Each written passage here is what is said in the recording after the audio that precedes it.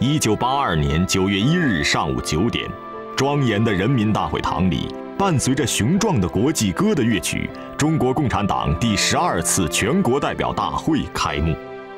大会的主题是全面开创社会主义现代化建设的新局面。出席大会的正式代表1545人，候补代表145人，代表着中国共产党3900多万党员。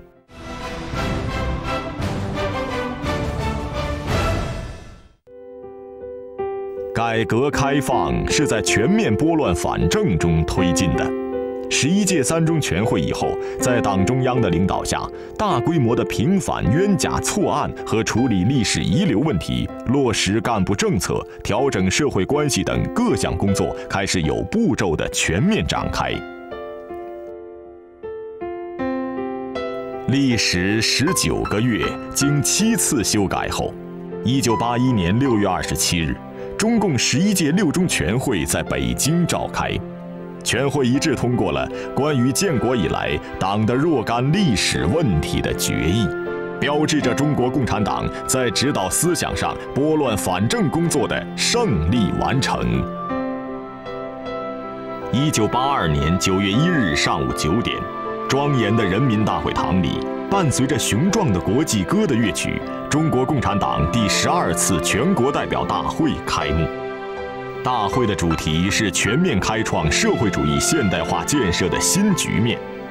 出席大会的正式代表1545人，候补代表145人，代表着中国共产党3900多万党员。从1977年党的11大到这次党的12大，过去了5年。在这期间，召开了党的11届三中全会，完成了指导思想上拨乱反正的艰巨任务，条条战线也取得了重大胜利，实现了历史性的伟大转变。邓小平主持开幕式并致开幕词，他强调指出，我们的现代化建设必须从中国的实际出发。无论是革命还是建设，都要注意学习和借鉴外国经验。但是，照抄照搬别国经验、别国模式，从来不能得到成功。这方面，我们有过不少的教训。把马克思主义的普遍真理同我国的具体实际结合起来，走自己的道路，建设有中国特色的社会主义，这就是我们总结长期历史经验得出的基本结论。邓小平提出建设中国特色社会主义的思想，是党的12大的指导思想，也是新的历史时期改革开放和现代化建设的指导思想，也是凝聚全党和全国各族人民推进改革开放和社会主义现代化事业的伟大旗帜。我国的改革开放和现代化建设就是在这个思想指导下取得巨大成功的。以邓小平为核心的党的第2代中央领导集体认真研究了我国的国情，总结了我国社会主义建设的基本经验，为我们党和国家指明了一条适合中国国情的正确发展道路。在会上，胡耀邦代表中央委员会做了全面开创社会主义现代化建设新局面的报告。报告提出，党在新时期的总任务是团结全国各族人民，自力更生，艰苦奋斗，逐步实现工业、农业、国防和科学技术的现代化，把我国建设成为高度文明、高度民主的社会主义国家。大会确定，从1981年到20世纪末的20年，经济建设总的奋斗目标是，在不断提高经济效益的前提下，力争使全国工农业的年总产值翻2番，即由1980年的7100亿元增加到2000年的28000亿元左右，使人民生活达到小康水平。大会还实事求是地规定了经济发展的战略重点，及农业、能源、交通以及教育和科学技术。在战略部署上分2步走，前10年主要是打好基础、积蓄力量、创造条件，后10年进入新的经济振兴时期等等。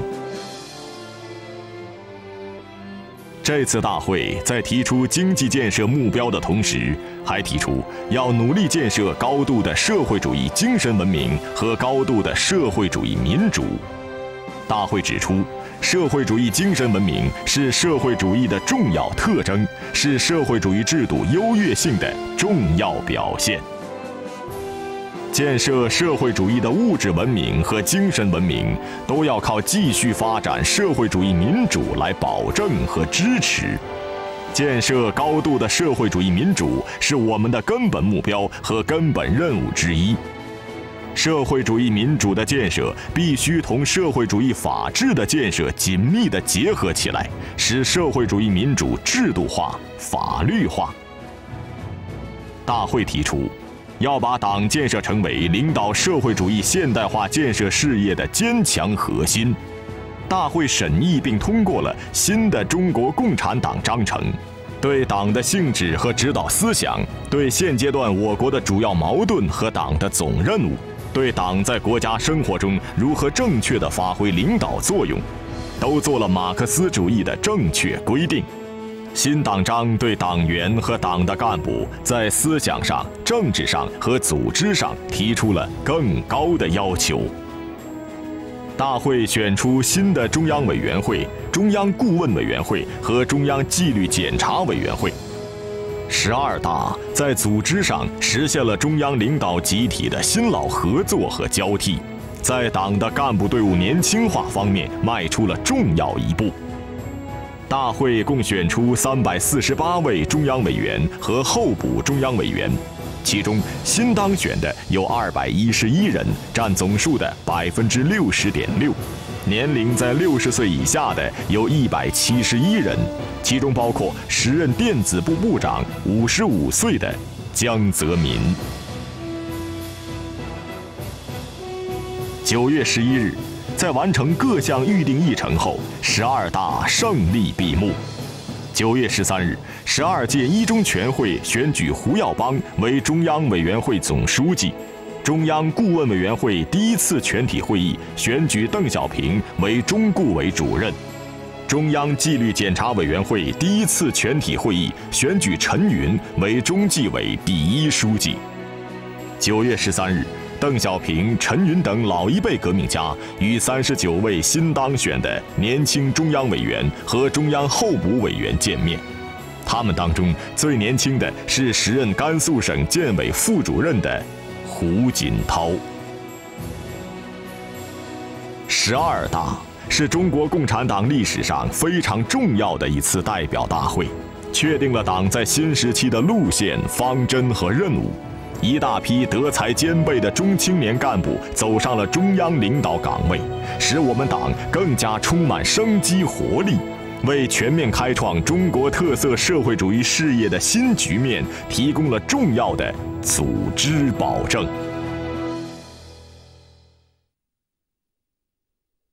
峥嵘岁月里，共产党人以热血与执着照亮民心，在黑暗中引领中国前程。和平时代下，共产党人以智慧和创新紧系民心，在浪潮中绘就崭新蓝图。红色传奇将追慕崇高，感悟辉煌，共建和谐，远征齐心协力。人生自有境界不同，华灯初上，喧嚣渐隐，意兴阑珊。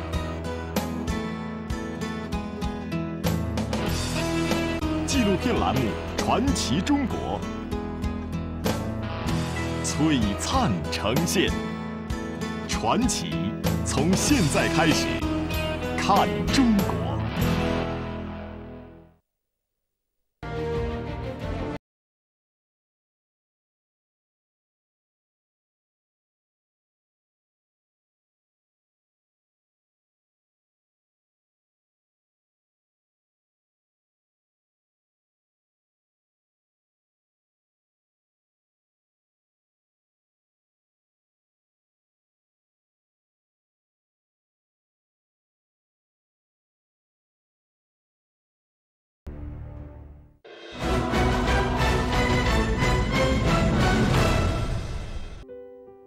1984年是一个充满了自豪与希望、收获与喜悦的年份。5月4日，在深圳、珠海、汕头、厦门等经济特区的基础上，国务院正式批准14个沿海港口城市实行对外开放。北起大连，南至北海，中国形成了从南向北延伸、由沿海向内地推进的梯级开放形势。在7月份举行的第23届奥运会上，中国射击选手徐海峰为中国实现奥运会金牌零的突破。9月26日，中英两国政府关于香港问题的联合声明在北京人民大会堂草签。这一年，全国粮食产量首次突破4000亿公斤大关，农业生产总值达到114亿元，比1978年增长2.3倍。这一年，中共中央正在酝酿把改革从农村全面推向城市的重大决策。关于经济体制改革的决定已经起草完成，即将由党的12届3中全会审议通过。1984年10月1日，天安门城楼修缮一新，新中国迎来了35岁的生日。首都50万人参加了天安门广场上的庆祝活动。中央军委主席邓小平由阅兵总指挥、北京军区司令员秦基伟陪同，乘坐敞篷检阅车检阅了受阅部队。上午10时，典礼开始。天安门广场上，1200人组成的军乐队高奏国歌，5星红旗在广场中心的旗杆上迎风飘扬。各位主席，庆祝建国35周年，受任部队列队完毕，请你检阅。阅兵总指挥秦基伟。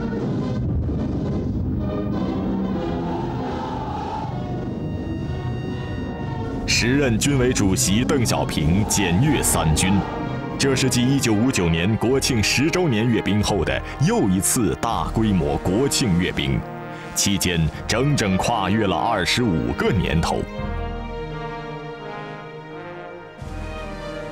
代表中国人民武装力量的人民解放军、武警部队、民兵共42个方队整齐排列在长安街以东，长达2公里。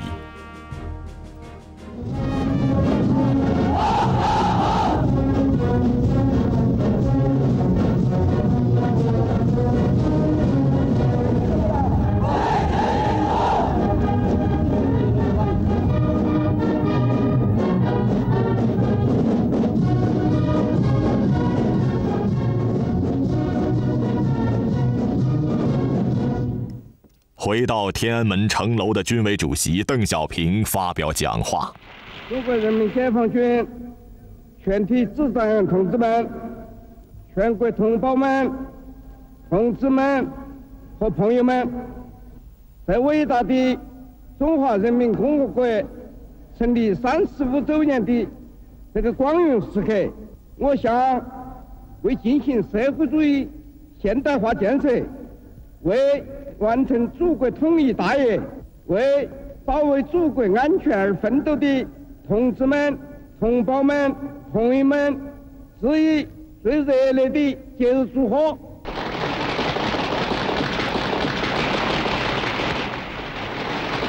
35年来，我们不但完全结束了旧时代的黑暗历史，建立了社会主义社会，也改变了人类历史的进程。特别是中国共产党第11届3中全会以来，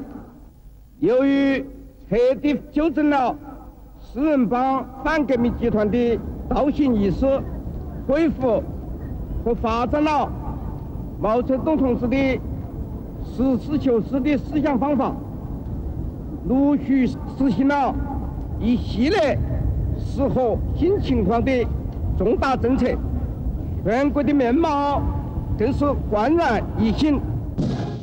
在雄壮的军乐中，中国人民解放军陆军、海军、空军和人民武装警察部队以及民兵组成的18个徒步方队、24个机械化方队，以及由94架战鹰组成的空中梯队，依次通过天安门广场，接受党和国家领导人的检阅。此次受阅部队的武器装备都是我国自行设计、自行研制、自行生产的，全部装备着国产武器的受阅部队阵容威武雄壮，展现了中国军队革命化、现代化、正规化建设的新水平，显示了人民军队保卫祖国4化建设、维护世界和平的决心和力量。盛大的国庆游行开始了，身穿节日盛装的群众游行队伍以67个方队依次进入广场。联产承包好，诉说了7亿农民的心里话。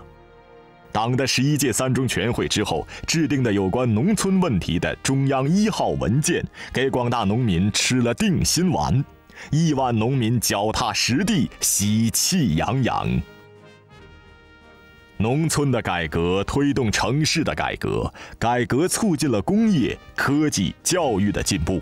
有近6万人、42部彩车和13幅标语组成的工业队伍和科教队伍，浩浩荡荡地通过天安门。从深圳特区运来的大棚彩车，预示着中国的对外开放鹏程万里。改革开放给中国带来了繁荣富裕，人民由衷地感谢这一创举的总设计师邓小平。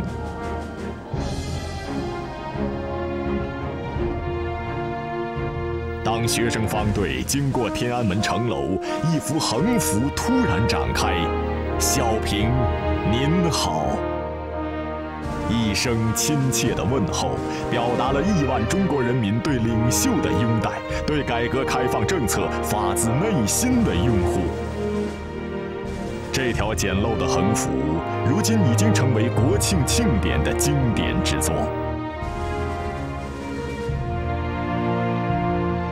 而这一年的国庆庆典，如涌动的春潮，将永远激荡着中国人民振兴中华的决心。峥嵘岁月里，共产党人以热血与执着照亮民心，在黑暗中引领中国前程。和平时代下，共产党人以智慧和创新紧系民心，在浪潮中绘就崭新蓝图。红色传奇将追慕崇高，感悟辉煌，共建和谐，远征齐心协力。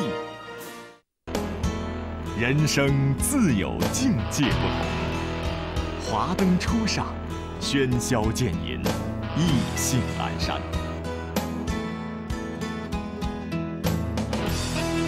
纪录片栏目《传奇中国》璀璨呈现，传奇从现在开始，看中国。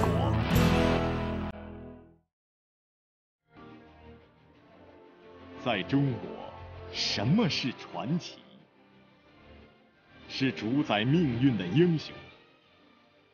是天地变色的瞬间，是无法磨灭的记忆，是令人神往的秘境。寻找最佳角度，延长你的视线，传奇从现在开始，看中国。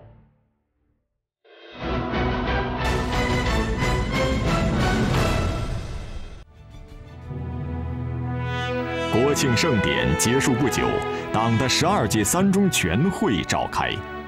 全会通过了中共中央关于经济体制改革的决定，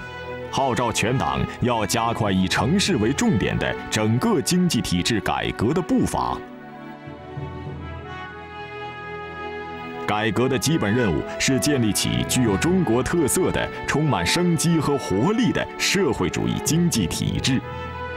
这是一个推进经济体制全面改革的纲领性文件。自此，经济体制改革的重点由农村转向城市。经过价格改革和计划、商业等配套改革，市场体系开始形成。国家对经济的计划管理权限逐步下放，国家指令性计划逐步缩小，宏观调控的范围和方式不断调整。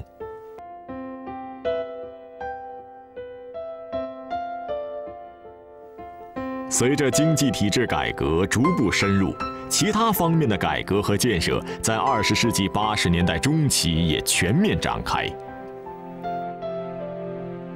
1985年3月，中央召开了全国科学技术工作会议，作出了关于科学技术体制改革的决定，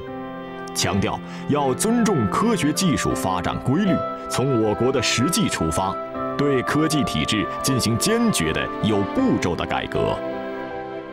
同年5月召开的全国教育工作会议，作出了关于教育体制改革的决定，为教育事业的改革与发展指明了方向。邓小平在全国教育工作会议上明确指出，一个10亿人口的大国，教育搞上去了，人才资源的优势是任何国家比不了的。各级领导要像抓经济工作那样抓好教育。正是意识到科技是当今时代经济社会发展的决定性力量，邓小平提出了科学技术是第一生产力的著名论断。他还说，改革经济体制、改革科技体制，我最关心的是人才。为了使中国在高科技领域占有一席之地，1986年3月3日，王大珩、王淦昌、杨家池、陈方允4位科学家致信邓小平，提出跟踪研究外国战略性高技术发展的建议。2天后，邓小平作出批示，这个建议十分重要，此事宜速作决断，不可拖延。为了推动这个建议的实施，中央批拨专款100亿元。1986年11月，中共中央、国务院批准实施高技术研究发展计划纲要。后来，人们按提议的时间把它称为863计划。随着改革开放的推进，农村走向富裕，城市经济活跃，人们的精神文化生活日益丰富，但也出现了一些丑恶现象。面对新形势，邓小平一再提醒全党，在抓物质文明建设的同时，绝不能忽视社会主义精神文明建设。1986年9月，党的12届六中全会通过了中共中央关于社会主义精神文明建设指导方针的决议，提出社会主义精神文明建设的指导方针和根本任务，强调培养有理想、有道德、有文化、有纪律的社会主义公民。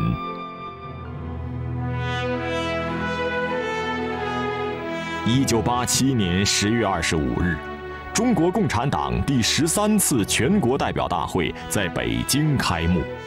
1953名代表带着4600多万党员的重托，也带着党的11届3中全会以来取得的改革开放的成果，带着对未来的美好期望，参加了这一历史性的盛会。此外，全国人大常委会党外副委员长、全国政协党外副主席、各民主党派、全国工商联负责人和无党派爱国民主人士、少数民族和宗教界人士96人列席了大会，并有中外记者400多名采访了大会。这些在此前的历届代表大会上均属首次。自从党的11届3中全会和党的12大以来，9年期间，我国发生了深刻的变化。在党的11届3中全会坚持4项基本原则和坚持改革开放总方针的指引下，在拨乱反正的基础上，坚持以经济建设为中心，坚决而有步骤地进行全面改革和对外开放，在经济、政治、思想、文化、国防、外交等各个领域都取得了显著的成就。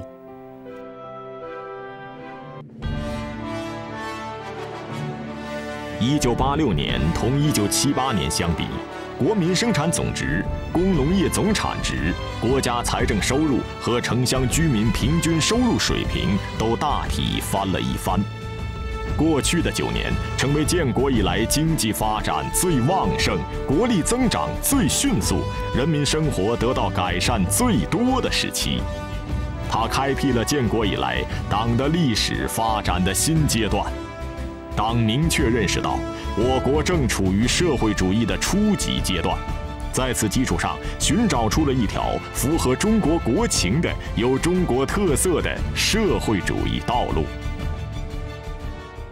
13大提出了党在社会主义初级阶段的基本路线，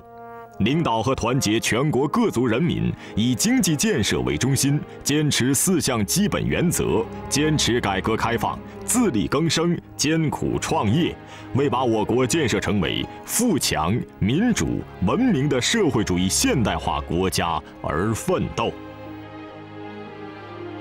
大会根据中国国情和邓小平的设计，正式制定了20世纪后20年和21世纪前50年分3步走，基本实现现代化的战略目标。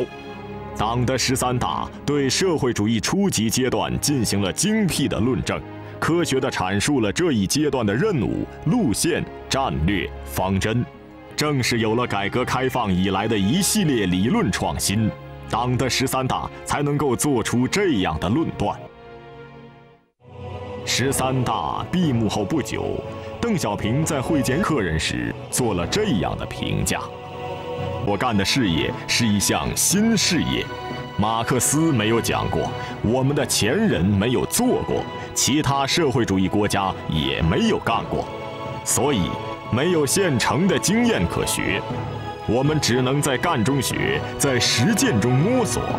我们现在所干的事业，就是努力把中国变成一个现代化的社会主义国家。